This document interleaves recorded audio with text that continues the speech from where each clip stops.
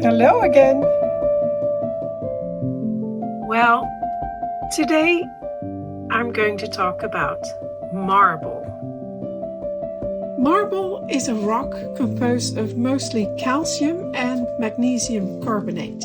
And that's why if you have marble countertops, you have to be careful with acidic fruits like lemon, as lemon can leave spots because it eats away at the calcium and it leaves ugly marks, like etching away at the marble. Now, marble is a result of metamorphism of mostly limestone or dolomite, which over millions of years has been exposed to the heat and immense amounts of pressure of the Earth's crust to form the very hard rock we know as marble.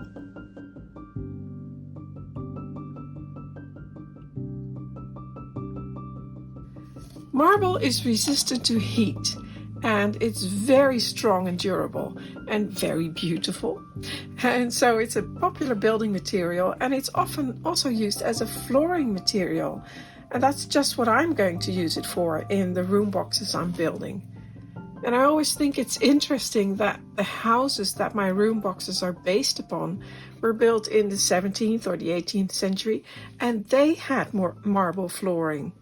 Now, you must know that in the Netherlands, we have no rock in the ground.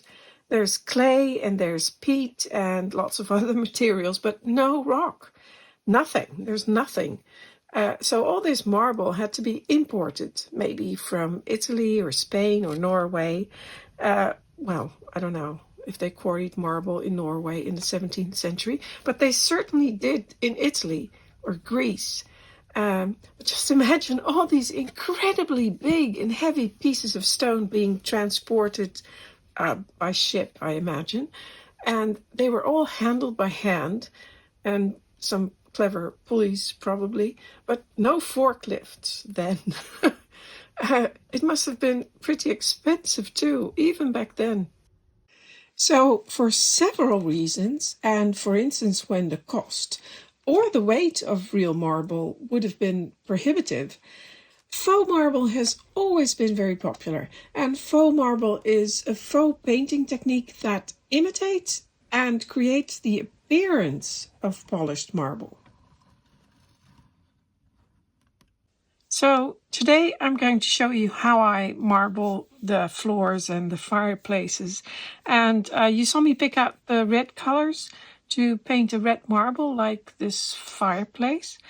But I thought for the purpose of showing you how to do this marbling, it would be better to make a simple marble like a Carrara marble or a white marble with dark veining. Right, so you need some paper, and I'm using fairly thick paper, and it's acid-free. You don't need acid-free, but it's nice and smooth. And I've also coated the paper in a basic acrylic paint, cream or white color. But as you can see, that's the color of the paper, and that's the color of the paint. This is a base color. It does two things. First of all, it gives that lovely neutral base color, not a stark white as the paper. And the second thing is that it coats the paper so that the next layers of paint and glaze won't soak into the paper as much, and it's much easier to work with.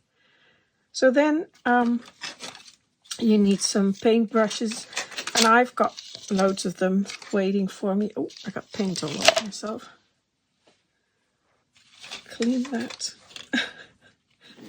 You may like some cleaning wipes. Just to keep your hands clean in between. There. That's better. Okay, keep that to the side. So, paintbrushes. And you also need, well, you don't need it, but it is nice to have a feather. And this is not the kind of feather you want. I looked all over for my feathers. I have them. I have no idea where they are. I even have lovely swan feathers, which I picked up. I was cycling somewhere and I saw a couple of swans, and they'd been, I don't know what they've been doing, fighting probably, mating maybe. And there were lots of feathers everywhere. So I picked up a couple of those, and I just pick up feathers in my garden. And I have chickens. I mean, I find feathers from them as well. I couldn't find them anywhere. I even went out to the chicken coop, looked for feathers there, none. So the only feathers I could find were these fluffy ones, and I don't know if they'll work because they don't have much of a... The nice thing of feathers is that they have some, you know, they actually have, you can see it here in the middle. They have some bounce to them, so you can really work with them. But I'll try. And if it doesn't work, you can always use a paintbrush, which, well, this isn't ideal, but especially the longer ones are really nice. And you can rotate them and pull with those. But the nice thing about a feather is that, so I cut one side off a little bit, so it's a little, I hope it will work. It holds a lot of paint, and you can drag the feather across your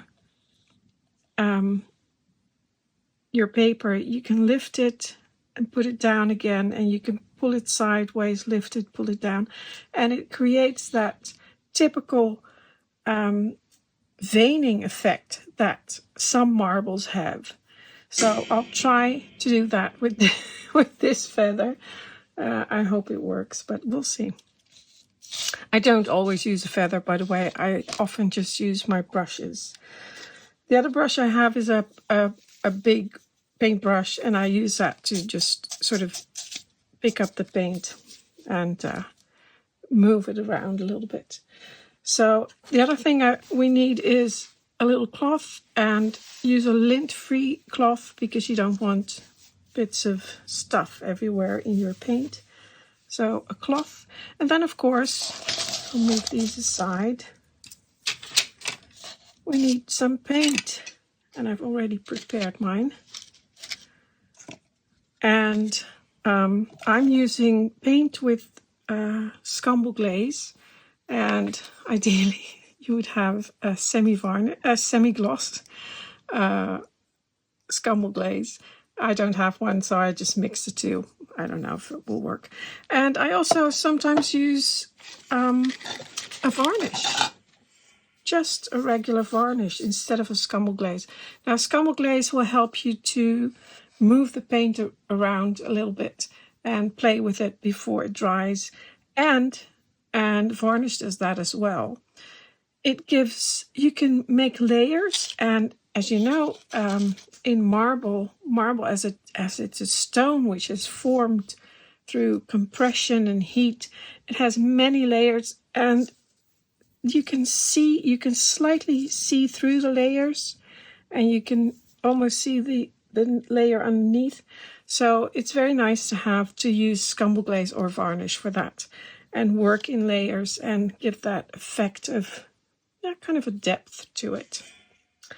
So I've got here, this is my scumble glaze. So I've got the base color. It's slightly yellowish, but that's all right.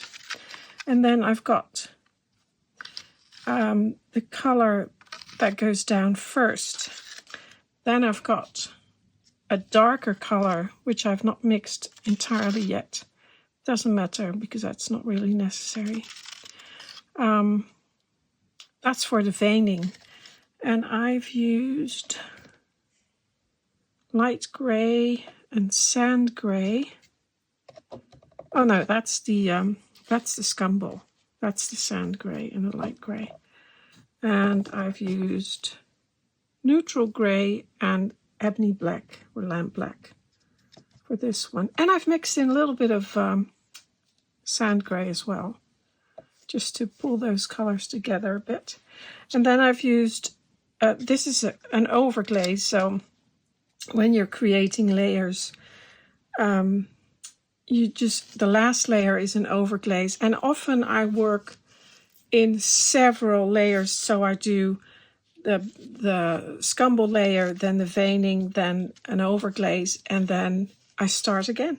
I do another scumble and another veining and another overglaze, and this can go on and on and on until I'm happy with what I'm doing.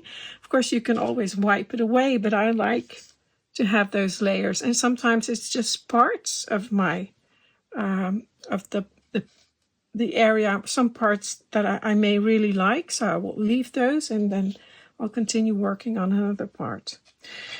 So, oh, I forgot. The other thing you need, well, you don't need it, but I like to use one, is a natural sponge. You can use a regular sponge, but and then just pull it out, pull some bits off. Natural sponges have, of course, natural shapes, and that's important because you don't want a rhythm in your marble. You want this just random shapes, more or less random anyway.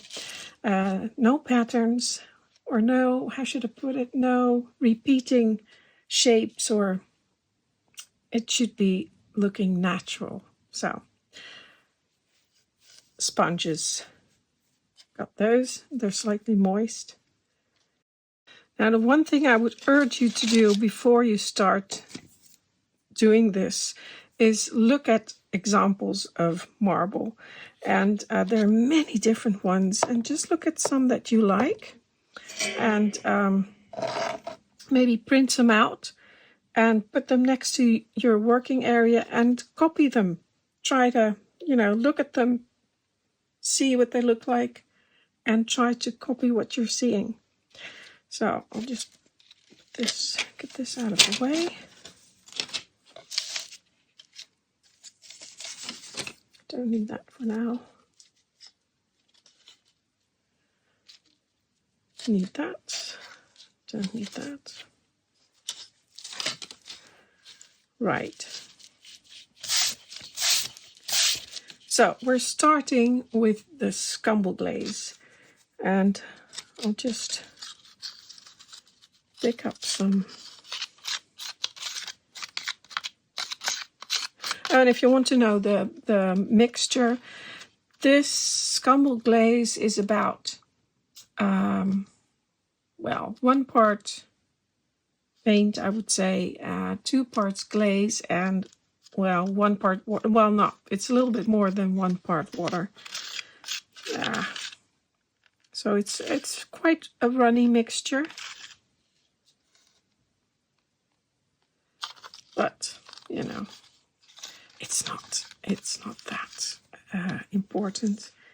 What's important is that it's nice to work with. I'll just dump that in.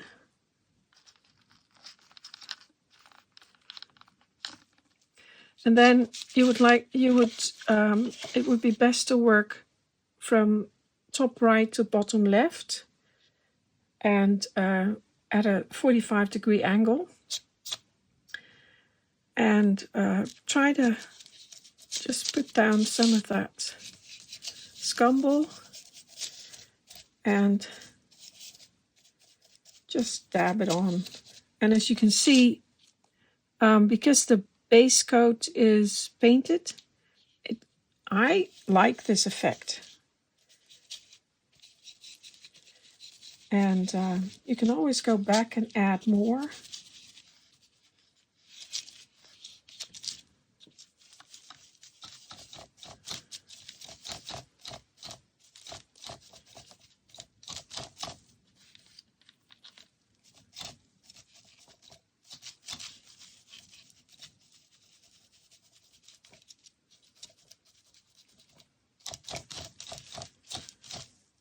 And then you can look at the space, and you can say there's a positive space and a negative space.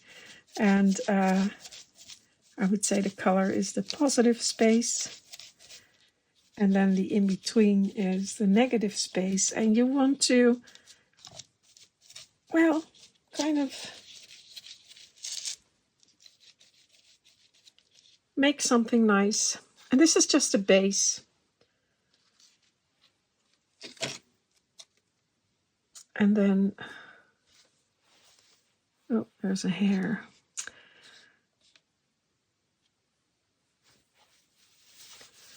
With the cloth, you can kind of dab. Now, it's doing this sort of bunching together because of the base coat I put on there. You don't have to do that if you don't like that. I like that because it gives an extra dimension. And also I work in a lot of layers.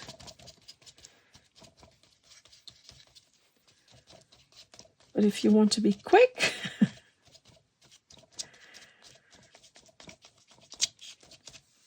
you don't have to do that. Now I go across the color with my cloth and I leave some areas.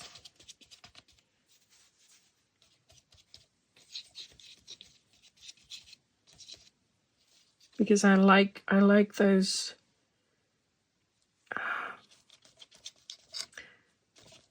here it makes it a little bit softer on the edges, but I like these areas where it gives that, where the paint comes together, it sort of bunches together. It doesn't really stick to the surface of the paper.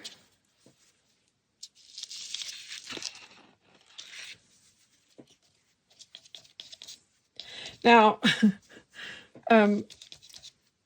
I'm not an expert in doing this, and I just do, you know, what I like. I kind of just work my way through, and it's a long process. And as I was looking for some examples of marble online, I came across a lot of videos on marbling, and I mean a lot. There are so many videos on marbling out there.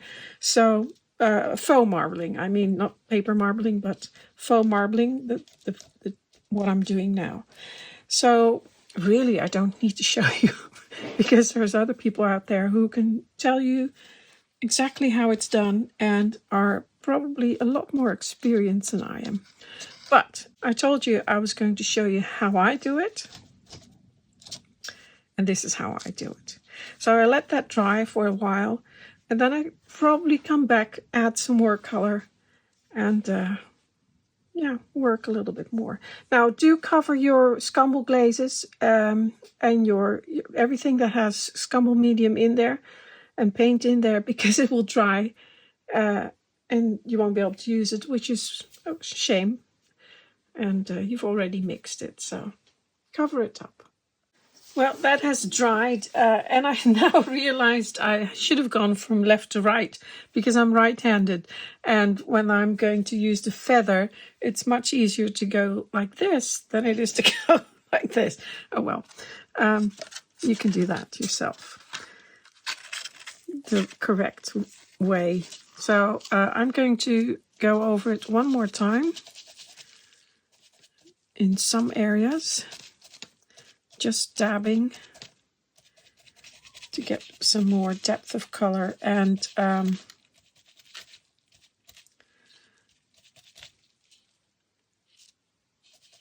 to make it less uniform.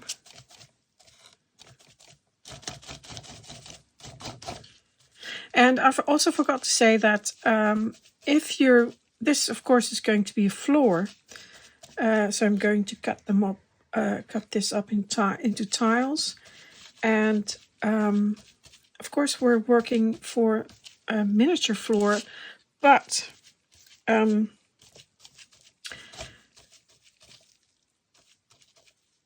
room box I'm working on, the originals, they used real marble. So it's going to be a mixture of slightly sized, like scaled down, but also it's still quite big. And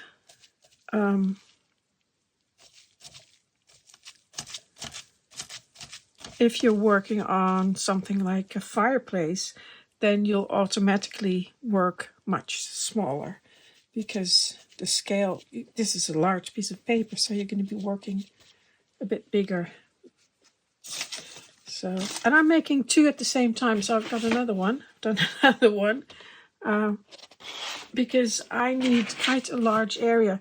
So I'm making enough in one go to keep the same style and the same colors. If you work on one first, finish it completely, and then work on the other one, you may end up with two quite different looking styles, or you may work a little bit different, and you don't want that. You want, if it's going to be for one room, you want everything to be in the same style.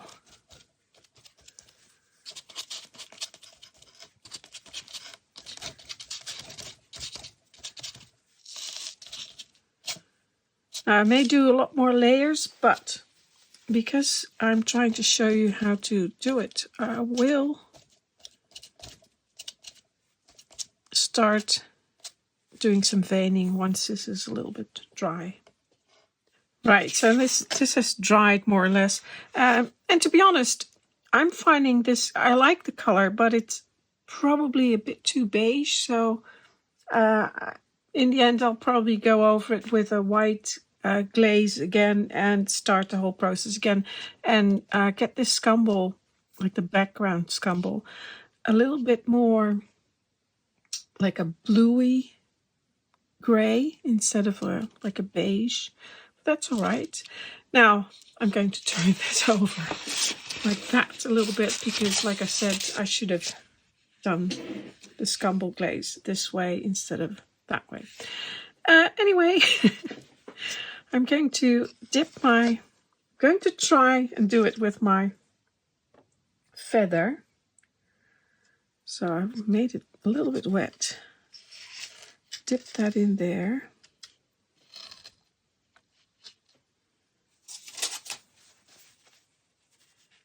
Clean that up a little bit. And see if I can get that to work with a far from ideal feather. But the idea is that you come in, you kind of lift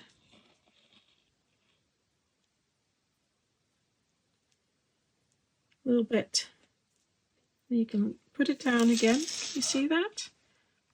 Move it a little bit. Pull it again.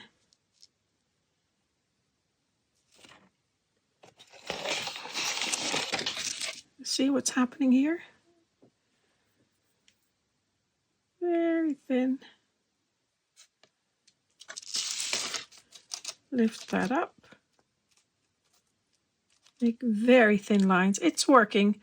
It's not ideal, but it is working.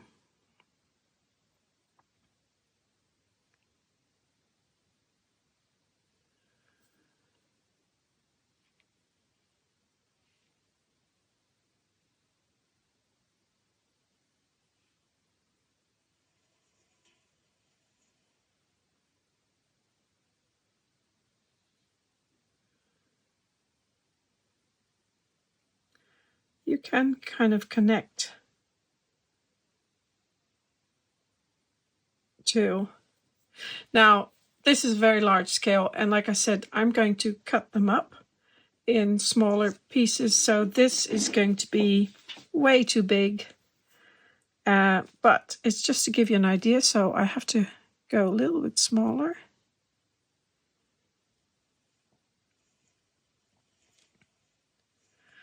And the thing with veins is that they're quite jagged, because you have to remember that marble, it's compressed stone, and so the crystals in the stone, they're never rounded. They're quite sharp. So even that could be quite a bit sharper, but you don't want, what is that called? Squiggly lines. You want sharp lines. And I quite like this. Now, you can, if you want, come in with another brush. And because there's a scumble glaze in there, you can sort of work with it. You can make this a little bit more open. And sometimes I use a little bit of water in there. Where's my other paintbrush?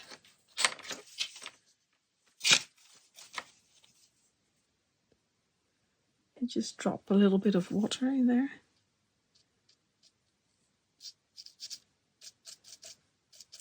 It will also open up. And that's also because I've painted the background in an acrylic paint. And in these, you can work a little bit in there. Make this a bit sharper, if you like. Create some interesting textures. Sometimes, like here, not in the shot. If you rub that out a little bit, once the paint is starting to set, you can get some interesting lines up there as well, instead of all the paint showing. It just, gives a nice effect. So, but you have to work fairly fast.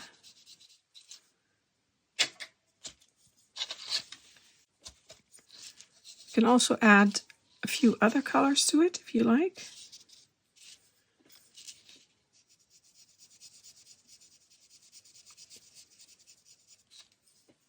Now I'll continue working on this a little bit.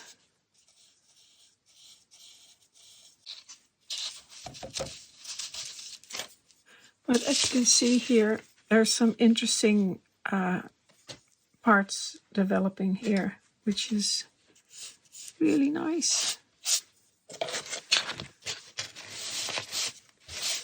Now on very small surfaces like the sides of a fireplace, that will be quite difficult, but you can create little interesting parts. It just takes a little bit of work. And as with everything, you have to try, do some tests and, get a little bit of work done. The other thing is with veining, I didn't say that, but usually veins don't go crisscross. You often see that on people who are doing marbling. That really doesn't happen that much. It's usually, they do connect, but they don't kind of go this way and that way, because remember, this is compressing, the layers are compressed down. So there isn't going to be a layer that's going to go up all of a sudden or straight. It's all going to go in the same, more or less in the same direction.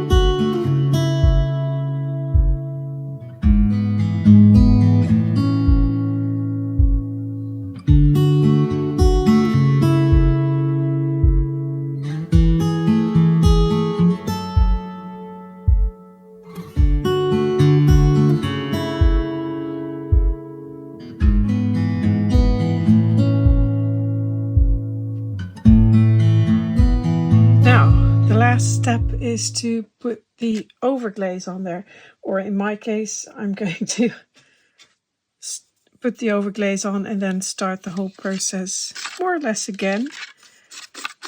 I'll just keep working on it. Now it's a very thin mixture, and it's probably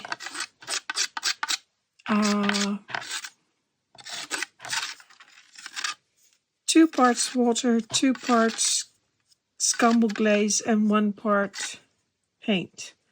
Maybe even a little bit more water. I want it to be really thin, and maybe this is even too thick and I may have to thin it down. And it's just a matter, no, it's okay.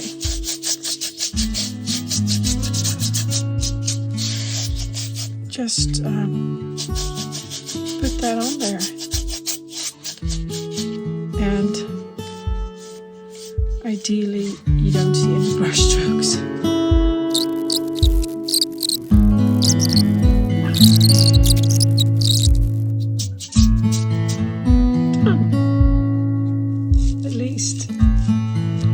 First layer for me, but it could be used like this.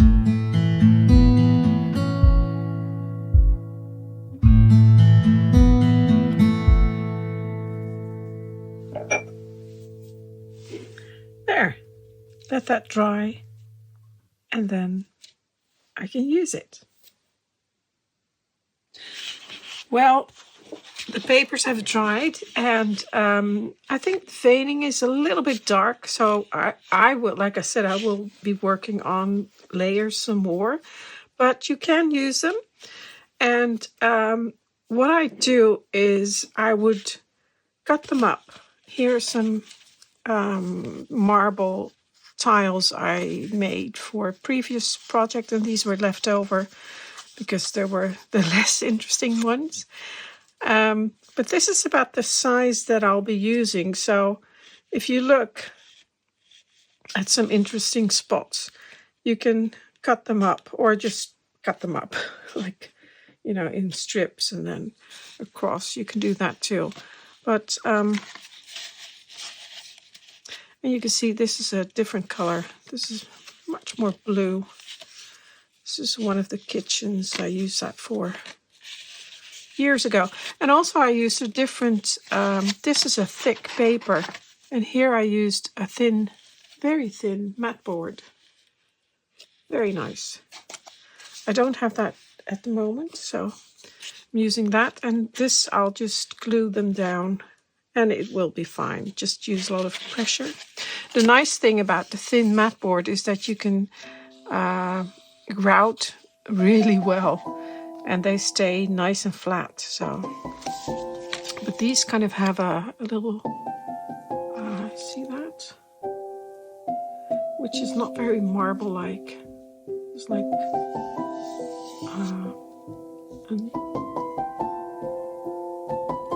indentations on the paper. But they were very nice. They did look very nice in the room. So this is what I'll do.